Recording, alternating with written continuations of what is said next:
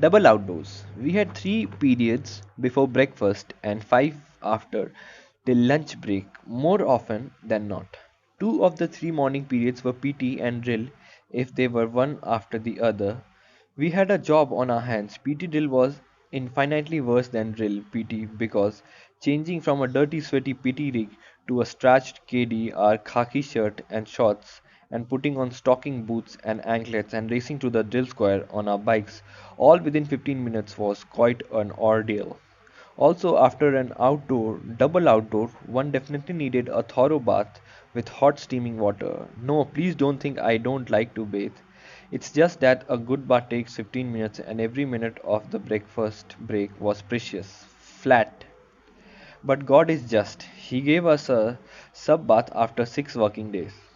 So, also, he decided that after a couple of double outdoors, every course deserved a flat. On a flat, we started our mornings in our KDs, had about 45 minutes to eat our breakfast by George.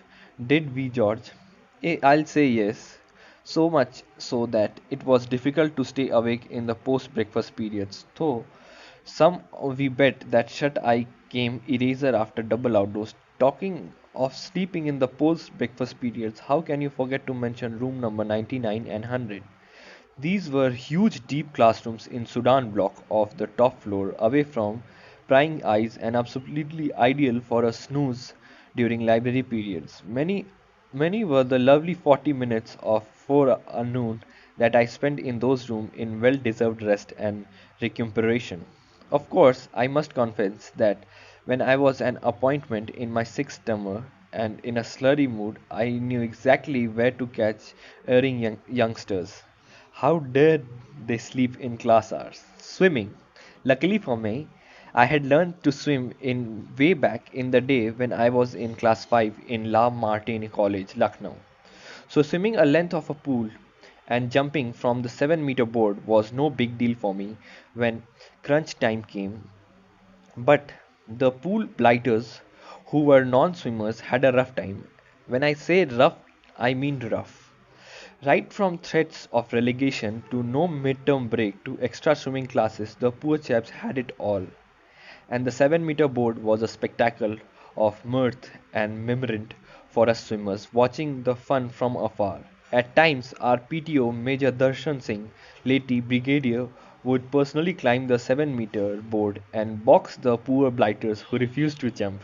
I have personally seen the most acrobatic feat of by an cadet who after being pushed off a 7-meter board did some sort of somersault midair managed to hang on the board. The guy was easily the guy will easily get a job in a circus. Sorry folks, he's a major general in the army today, so no names. But I bet he must still be having nightmares today.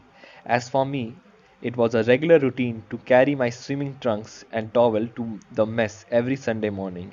After a hearty breakfast, I would cycle down to the swimming pool and spend the forenoon in the luxury of the cool blue water, swimming length after length of breaststrokes.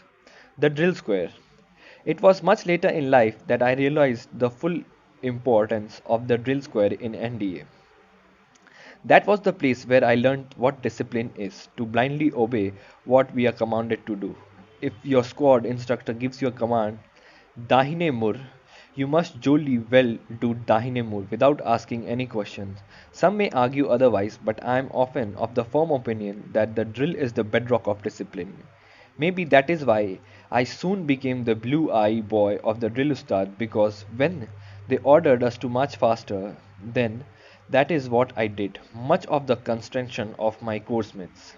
I have yet to comprehend why our drill NCOs used to call it changing march. My KD shirt would be dark with sweat after every drill period, and I came to claim the butt of my many joke and was nicknamed OG Shah. OG Shah for olive green, a title given to those who toe the line, do what they are told to do. In retrospect, I think that it was the most important thing I learned in NDA and to do the correct thing sometime that I will always cherish. The drill square test was held towards the end of the first termers, a test to check our proficiency in the drill. I was one of the few cadets, of course, to pass the test in the very first attempt, allowing me the honor of putting on my line yard while those of us who couldn't carry on putting on a armband. Shabash Gorkha. On equitation classes started well after midterm of our first term, and we then did went exhaustingly slow. We were taught the parts of the horse, to the types of equipments in a saddlery, as well as how to shoe if required. If we had imagined that we would be allowed to gallop our horses freely on a glider roam, then we were sadly mistaken.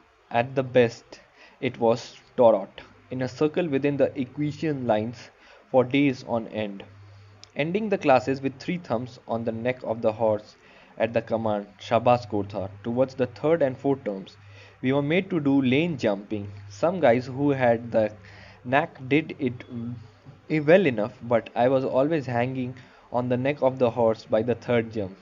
NKS Yadav had a memorable experience during jumping. The whole horse he was riding stumbled and fell. Nothing happened to the old Yadav, and he dusted himself and walked away. But the poor horse died. Sala Gorkha, Sala Gorkha mar gaya, was all he had to say.